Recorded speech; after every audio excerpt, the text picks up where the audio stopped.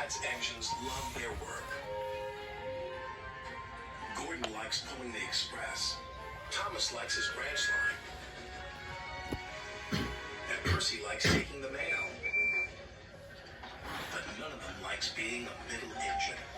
It's no fun being stuck in the middle. One morning, Percy was cheerfully collecting coal cars from the smelter yards, where Harry and Bert worked. They liked to play tricks on steam engines. Percy didn't want to fall for their tricks again. But before he knew it, he was stuck in the middle. "Oh, bother," shuffled Percy crossly. "Little green piggy in the middle," Harry teased. Percy's driver was cross, with coal cars in front of him and coal cars behind. Percy had to go slowly. James was in the yards when Percy steamed slowly by. "It's Pokey Percy," James laughed. "You wouldn't be laughing if you were stuck in the middle," Percy fumed. And he fumed all the way to the coaling plant. One by one, he shunted his coal cars onto the tipper's loading ramp, and the coal was unloaded. Percy was not allowed to cross the loading ramp until the tipper had been turned off. It was against the rules. But as soon as his driver and fireman left, there was trouble. Henry arrived to pick up coal. He bumped into the coal cars, and the coal cars bumped into Percy. Percy was pushed onto the loading ramp. "Help!" cried Percy.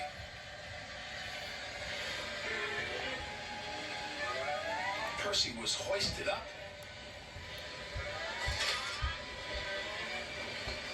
tipped over, and brought back down again. After Percy was lowered back onto the ground, the manager was very cross. "You have caused confusion and delay," he said. "I'll have to report this to Sir Topham Hatt." That night, Sir Topham Hatt spoke severely to Percy. "I'm very disappointed in you, Percy," he said. "You know it's against the rules to go on to the tipper's loading ramp." "Sorry, sir," Percy said sadly, "but it wasn't my fault. It's because those diesels made me a middle engine." "Nevertheless, you will shunt freight cars in the yards until I can get to the bottom of this," said James, thinking no one could hear. "I could handle those diesels with bent buffers and a busted boiler." "Then you will do Percy's run to the smelter," said Sir Topham Hatt. "Yes, sir," said James. The next day, James arrived at the smelter. He was determined not to be tricked by Harry and Bert. "Hello, James," oozed Harry. "Come to learn a thing or two from those who know."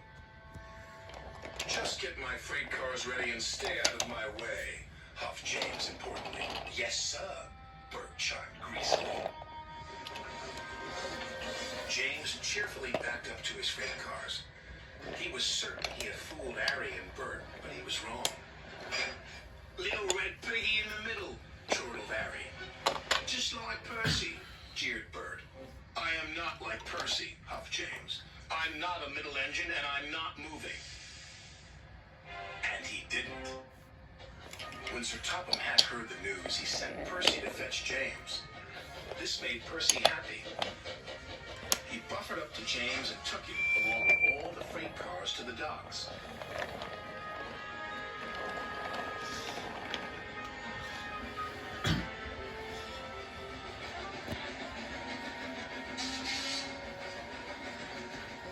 "Right on time," said the manager. "But what is that big red engine doing in the middle?" "Learning," Percy replied. "Learning what?" "Learning to be a middle engine," Percy laughed. James covered himself in steam, hoping no one would recognize him. But it was no good. There was only one big red engine on the island, and everyone knows his name is James.